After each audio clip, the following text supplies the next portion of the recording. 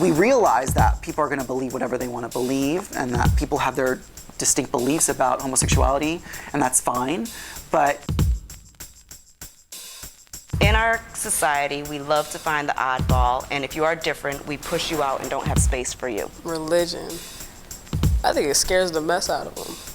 My mother still has difficulty trying to sort out the differences between religion and loving her son. The risk of depression and substance use among LGBT youth is directly related to how accepting or rejecting their families are.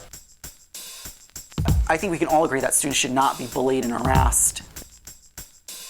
Freshman year was definitely like a reality for me that, yeah, this is a school that has gay kids in it.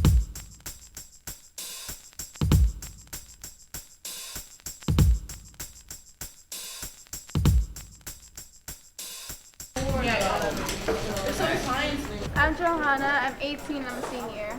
My name is Heaven Hopkins, I'm 17 years old and I'm a senior. I'm Jesse, I'm 18, I'm a senior. Oh, I'm Kendall, I'm 18, and I'm a senior in high school as well.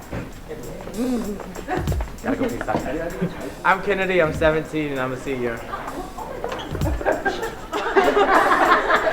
I'm Crystal, I'm 17, and I'm a senior here.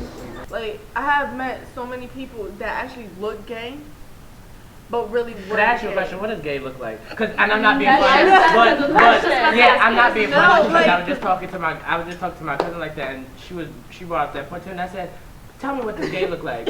I just want to know." No, it's like, I'm saying, like, some people, I don't know how to explain Is this like it. really tight? Like, no, it's You really can't No. explain it. Gay doesn't look like I know you know. can't explain how like gay looks. That's why you should That's make what we're assumption saying. of who's gay. 'Cause like you what a can't. crackhead look like. Exactly. What a drug addict look I like. could be a crackhead for all you Kendall know. looks like a drug addict. You know, I'm just saying, like, you know, it's just like that. I hate that line because it just doesn't make sense to me. Like, how could you categorize who somebody sleeps in the bedroom with or what they do with a person just based off of how they dress? Everybody has their own different style and interpretation of style. That doesn't interpret who they love. I feel like there's a stereotype when it comes to them. I feel like for like the gay boys, they portray them more as like feminine, and for the girls more manly, when sometimes it can still be the same way. Like I have a gay teacher at my school and he's not feminine at all. The media needs to show a lot more perceptions and dimensions of the LGBT community, not just one-sided ones. There's a lot of different portrayals in the media, per se, Glee, Degrassi. There's different perceptions of the LGBT community as a whole, but they tend to rely on stereotypes. Unfortunately, a lot of commercial media really relies a lot on these stereotypes. Well, I don't ever see an out gay person in like Lil Wayne's music video. Mainly because they're what people feel comfortable with. They're what people feel familiar with. So that's going to bank in a lot of the money. A lot of these shows kind of, they perpetuate or they continue stereotypes, but then how they go against these stereotypes. There are many different people that I have met that defy a stereotype as a whole, whether they be gay, whether they be black, whether they be white. I think things have really changed from 10 or 20 years ago, where certainly the portrayal of transgender people was much more sensationalized, and a number of decades before that the same was true about gay people. Very, very many of the transgender kids I talk to have seen something relatively positive on TV that has helped them identify who they are. I do think at this point that the media have actually been fairly helpful. It's a mixed bag, but it's a mixed bag in how they portray straight people too, you know. So, but there are lots of TV shows with gay characters that are portrayed in a sympathetic way. You have famous people like Ellen DeGeneres, who is everybody loves her, and she talks about being married to a woman and so on her talk show. And so I think actually the media have lately been a positive influence, and there are people and organizations trying to pay attention to that and promote more positive images of gay and lesbian people in the media.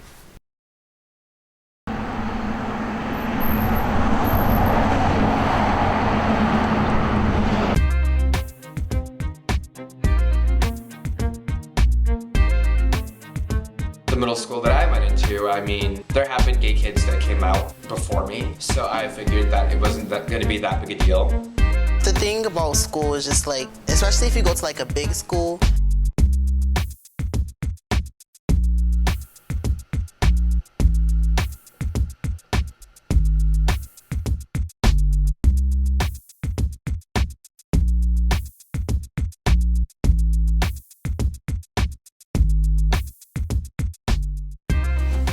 Some kids really suffered back in those days in high school if they were singled out. He's not the only one who encounters these multiple identities. He's bullied and harassed based on who he is.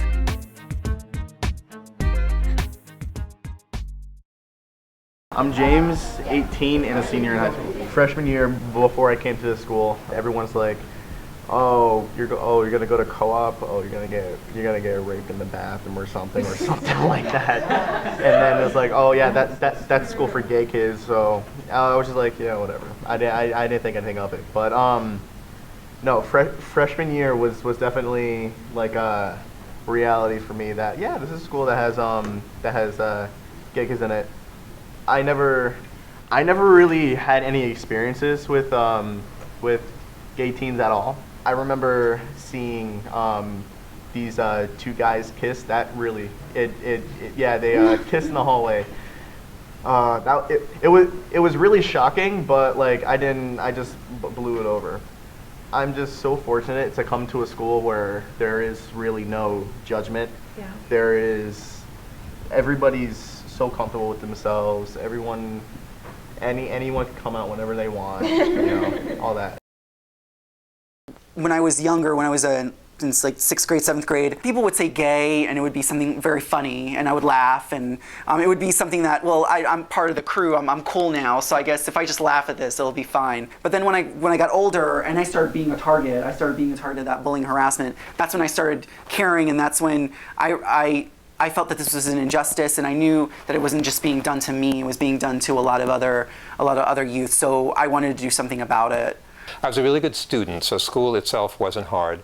And in high school, I was really good at putting this out of my mind. Some kids really suffered back in those days in high school if they were singled out. And then in college, I was sort of sorting myself out, and so I came out while I was in college.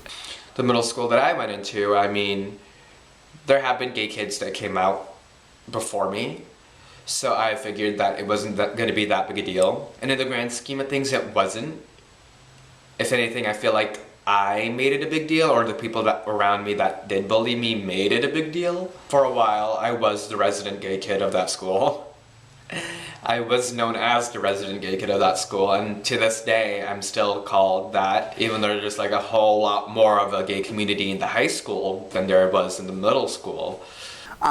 Right now in our state, we do have a policy, a comprehensive anti-bullying and harassment policy, but a lot of schools don't know how to implement it. And that is, of course, affecting how the school climates. Because you have this policy, but how are you going to enact it? How are you going to make sure that your teachers and administrators can follow it, and that your students will know it and respect it? The thing about school is just like, especially if you go to like a big school, there's the whole situation with bathrooms, just what bathroom you can use. Like, I've had it happen to me where I wasn't allowed to use any of the school bathrooms and I had to go use the nurse's bathroom. Having the staff, I guess, the faculty or whatever, just more informed about how it is and what it is to be transgender, and that way they can better assist the kids that are trans. Well, for many, many kids, it's a sense of confusion and a feeling of not fitting in their own body, a feeling of being their body being at odds with who they are inside. And then at whatever level of awareness they have, whether they know clearly about being transgender or they just have this feeling of being off in that direction, they pretty much get it that the people who matter to them may not be very supportive. And so a lot of kids feel really trapped with that, and it's very common for kids to feel depressed or to turn to drugs and alcohol to not have to face these feelings, or sometimes kids engage in self-harming behaviors or feel like ending their life. Some kids don't go through that. I don't mean to imply that every transgender person does, but it's not uncommon because it is such a difficult thing to be all alone with that and feel like you would lose the supports that you have if you were to speak up about it. Well, there's one student on my team. He's brilliant at sharing a story. He's Puerto Rican and he's gay, and he's effeminate. And he talks about being harassed on all these levels. He talks about being harassed, people calling him dirty Puerto Rican, and then people the next hour calling him a fag, and then the next hour saying, "Oh, you're so girly, and all you want to do is sit with the girls." So he's not the only one who encounters these multiple identities where he's bullied and harassed based on who he is. So parents worry that their child is confused and is choosing a path that is extremely difficult. Parents worry that their child will be harassed or ridiculed by others or rejected by the family or won't have a happy future because they'll have trouble getting jobs or no one will love them. That life is just going to be much harder for them. And for some parents, they also worry about what people will think of them. And did they do something wrong? Did they do something that made their kid gay or lesbian or bi or transsexual, and something that, let's say, they would end up feeling badly about or that other people would judge them for? I would say my parents were really devastated when I first told them I was gay. Parents have a certain expectation that their kids are going to grow up and get married and have kids. And when your child is 2 years old, you've got this sort of image of what they're going to be when they grow up. So at the time, there was no idea that gay people could have long-term relationships and children, and my life has turned out that I have a partner of many, many years, and we have 2 children. One's in high school, one's in college. That did not seem at all possible when I was coming out. I just thought, I believed I could find somebody and have a love relationship, but my parents probably didn't think that that was really possible. It seemed like being gay was something people did in dark corners of places. It wasn't like there were gay people you knew in the community. So it was really hard for them. They were very upset. And we talked about it over the ensuing years, and they ended up becoming extremely, extremely supportive. But both my parents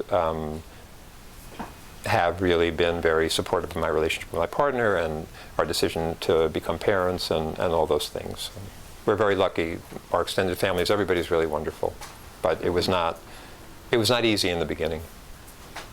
One thing we do know from research that's been done is that the risk of depression and substance use among LGBT youth is directly related to how accepting or rejecting their families are.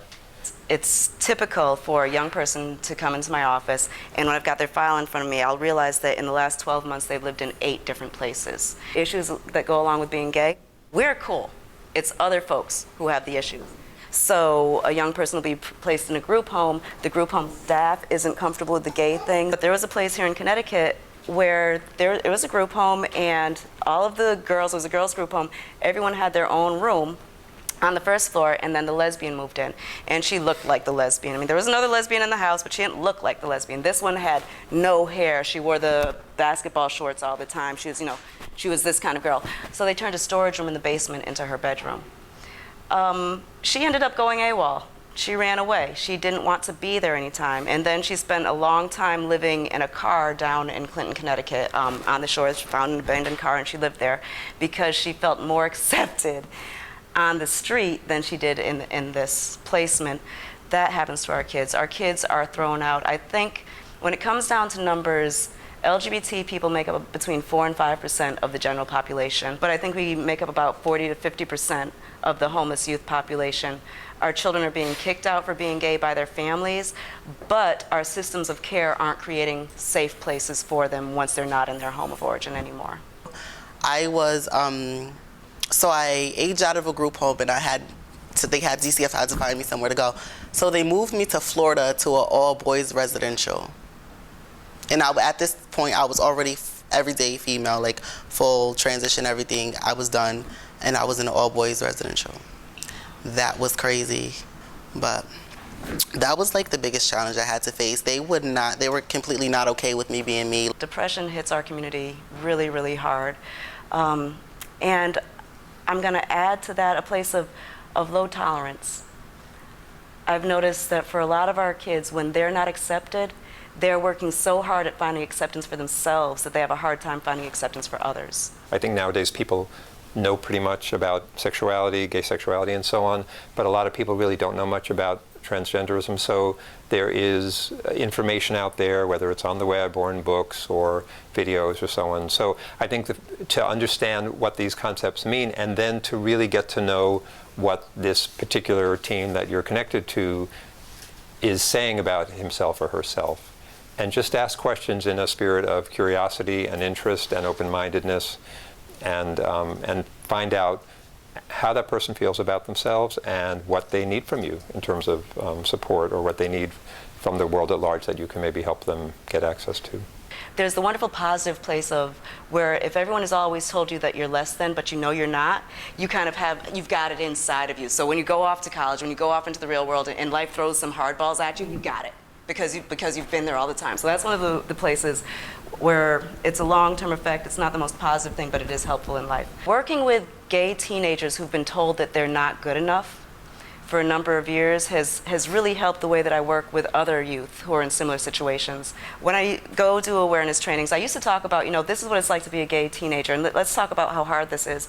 And then I realized, wow, if you're a teenager and out of home care, you've got some struggles. You've got the stigma. You've got people treating you horribly because you are different, and finding commonality. And I also get to pull that off of the table completely and just say, we are one. So when I go out and talk to foster kids now, I say, what's the stigma that goes along with being a foster kid? Well, these are the same stigmas that go along with being a gay kid. In our society, we love to find the oddball, and if you are different, we push you out and don't have space for you. When I first started doing this work, I was not anywhere near as aware that we do this to everyone in our community. And I go out and do my work. It's like, people treat people horribly in this world, so we just need to get over ourselves.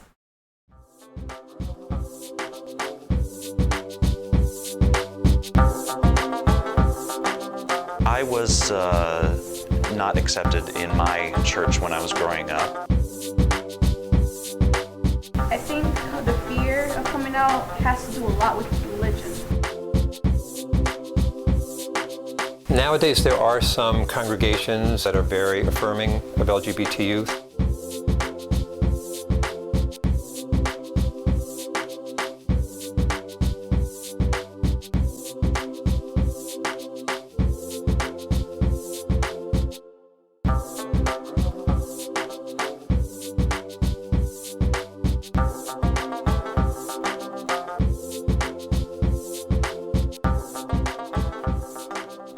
MCC of New Haven is a metropolitan community church, so we have MCCs around the world.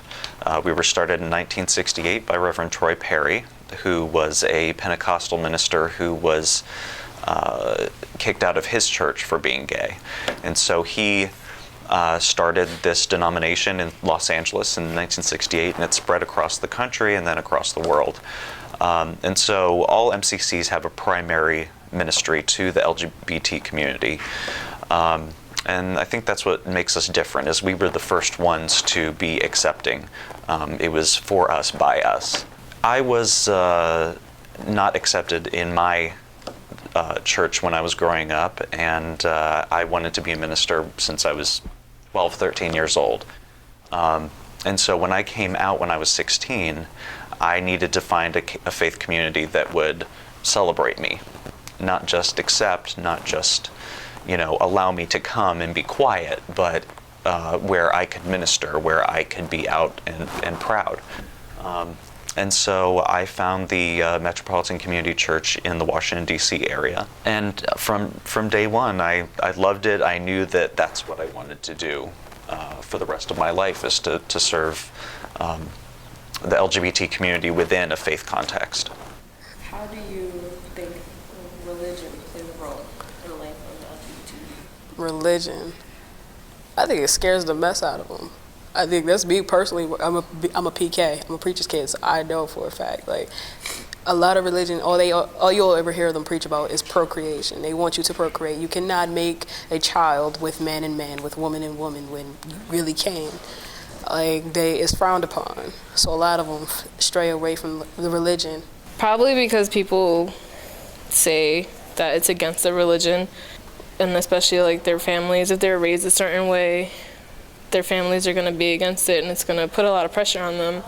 Like, you won't meet too many people who are like me and will tell you that when I look at the Bible, I take the biggest part, and it says, "Judge not, lest ye be judged." He who without sin cast the first stone, and a lot of them get stones casted at them just because of them being who they are. Like, I'm Christian, and my family is Christian, and they're always like, "Oh, it says you can't be gay in the Bible," but it really doesn't. So it's just people's misconceptions. Religion plays the big fear part, but not the most important part, which is the love itself. I would say more often what I see is kids growing up in faith traditions that really give them the message that there is something sinful or sick or unacceptable about being gay or being transgender, and often parents who do love their children and really want to support them, but have a religious background that says this is really not okay, and that can create some real struggle in the family. So there was a young man in my program who found out that he was HIV positive. He became HIV positive because his father was a single father and had joined a church that said gay wasn't okay. So every so often, and the father loved his son, and his father was really struggling between his church and his love for his child. So every so often, he'd go to Bible study, and folks at Bible study, folks at church would tell him, you can't allow that in your home. So he would kick his son out. And when he would kick his son out, his son had found some people in the Farmington-Avon area who would allow him to stay at their house if he would have sex with them. And if you're gonna have sex, let's make sure that it's just awesome and great, so it had to be sex without condoms. This young man, from his father practicing what he thought was Christian love, condemned his child to HIV/AIDS. And this is a young man who doesn't have insurance, doesn't have resources. So the way HIV/AIDS affected him and his body is much different than someone who has regular medical care. My family was like really, really, really religious. Like, my mom was an evangelist in the church. My father was a deacon. Like, it was a tragedy. I got kicked out after I told them. When I first started out, I just thought I was gay. I didn't think I was gay. I always knew that I was in the wrong body, but I didn't know what that was called. I didn't know that transgender was a thing. I only knew that there was drag queens, and I knew I wasn't a man that wanted to just be in a dress. So I didn't know how to explain it, and I was just like, whatever, I'm gay. So pretty much after that, they was like, yeah, you gotta go.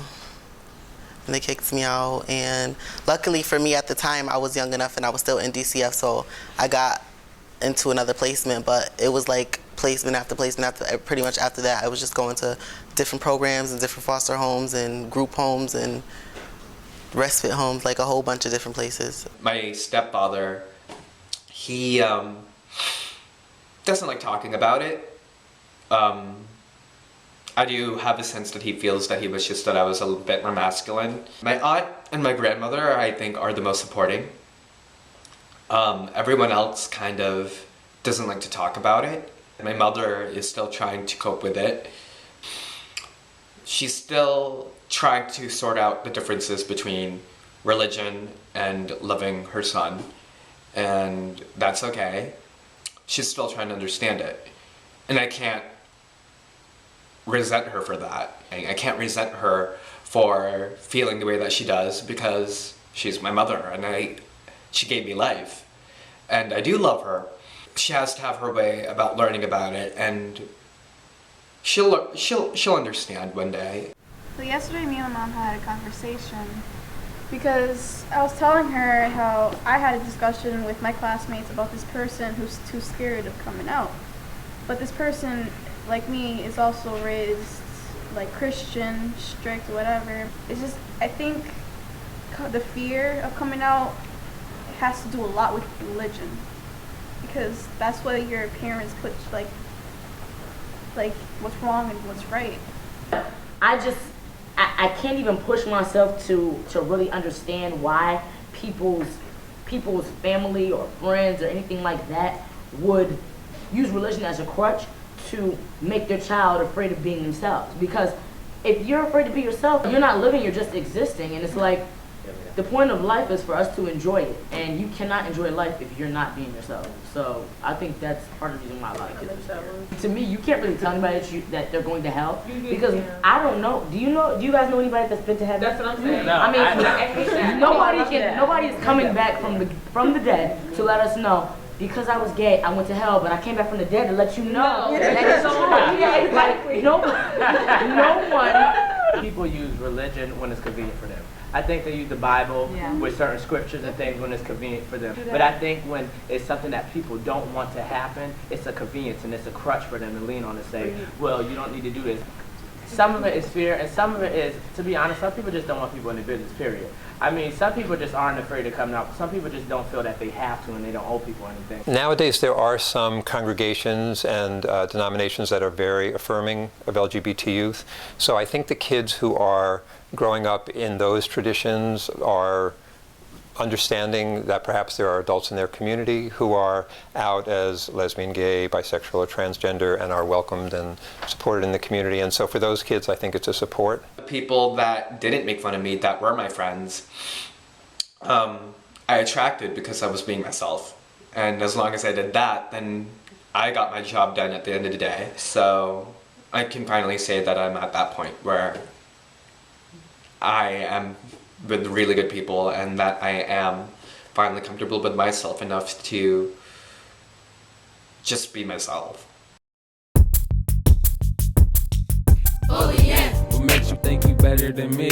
Bullying. Better if you step back and let me breathe. Bullying. Bullying is whack. I'd rather get money and count stacks. I need you to listen. Tell me what makes you different. Bullying. What makes you think you better than me? Bullying. Better if you step back and let me breathe. Bullying. Bullying is whack. I'd rather get money and count stacks. I need you to listen. Tell me what makes you different. Bullies always feeling so insecure. They always wanna be the ones people can't ignore. Always the ones clogging up your space until someone turns around and punch them in the face. But I ain't violent, at least I'm not trying to be.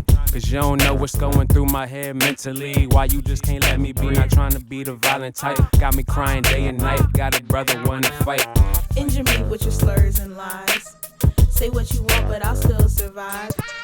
You bully me because of who I like, but if you look in the mirror, you'll see what life is really like. Am I not human because of the fact that I tend to attract those who counteract society, slap those in the back? They seem abstract from the people you see. Is there any difference between you and me? Bullying. What makes you think you better than me? Bullying. Better if you step back and let me breathe. Bullying. Bullying is whack. I'd rather get money and count stacks. I need you to listen. Tell me what makes you different. Bullying. What makes you think you better than me? Bullying. Better if you step back and let me breathe. Bullying. Bullying is whack. I'd rather get money and count stacks. I need you to listen. Tell me what makes you different. You ask me why I'm always calling you names? You ask me why I'm always mushing your face? I lack self-respect is what you claim, but you don't know the half, so let me explain. See, every day I pray my father would die. No one cares when he beats me, and black is my eye.